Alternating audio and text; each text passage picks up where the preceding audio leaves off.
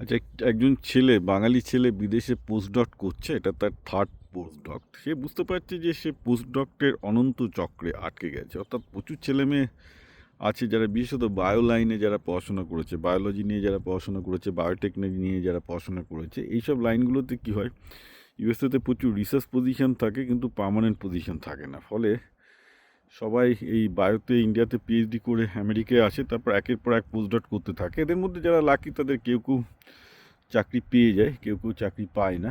তো যারা আনলাকি, এরকমই একজন আমাকে বলেছে। তো যে কি করা যায় এখন মুশকিল হচ্ছে, এটা বায়োলাইনের স্পেসিফিক প্রবলেম, যেখানে প্রচুর রিসার্চ পজিশন আছে, ইউএসএতে টেম্পোরারি পজিশন আছে, কিন্তু সেই পরিমাণ কোম্পানি তৈরি হয়নি বা জব তৈরি হয়নি। ফলে একের পর এক পোস্ট ডট করে যায় এবং চেডি বলছে দেশে ফিরে প্রফেসর হওয়াটাও তার পক্ষে টাফ হয়ে যাচ্ছে। তো কেন, সেটা নিয়ে আমি আগের একটা ভিডিওতে বলেছিলাম যে যারা বাইরে থাকে তাদের দেশে ফেরা কেন কঠিন হয়ে যায়, বিশেষ করে একাডেমিক লাইনে। তার পলিটিক্স আছে, এই আছে।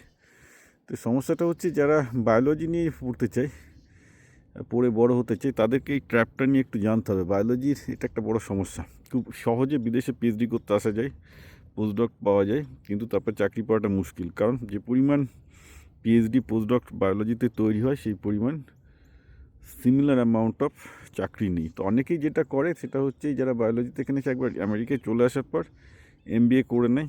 অনেকেই ফাইন্যান্স বা এইসব লাইনে চলে যায়, মানে লাইন ছাড়তে হয় সোজা কথা আর কি, করে চাকরি বাকরি লাইনে যায়।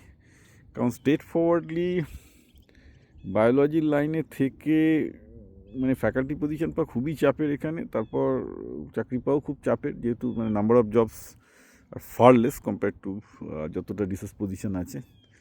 তো ন্যাচারালি যারা বায়োলজি নিয়ে পড়ছে তাদের অনেক সময় তিনটে তো ব্যাপার, আমি অনেকেই দেখেছি 5 বার 6 বার, মানে 5টা 6টা করে পোস্টডক্ট করে এখানে সব টিকে আছে। বিশেষ করে আমাদের এই মেইনল্যান্ড এরিয়াতে এরকম প্রচুর বাঙালি আছে।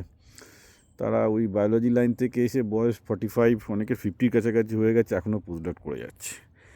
তো এইটা নিয়ে যারা বায়োলজি লাইনে পড়ছে তাদের একটু সতর্ক থাকা উচিত, বোঝা উচিত যে কী হতে পারে ফিউচারে। কারণ আলটিমেটলি যেটা সমস্যা দাঁড়িয়ে যাচ্ছে বায়োলজি লাইনে, এই লাইনটা যতটা না রিসার্চের, সেই পরিমাণ কমার্শিয়ালাইজেশন হয় না।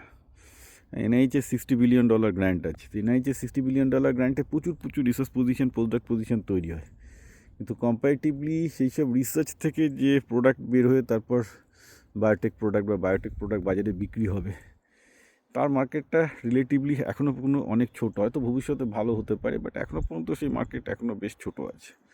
সো ন্যাচারালি যারা বায়োলজি লাইনে এই দেশে আসে, তারা এই রিসার্চের মধ্যে পোস্টডক্টের পর পোস্টডক্টে ফেঁসে যায়।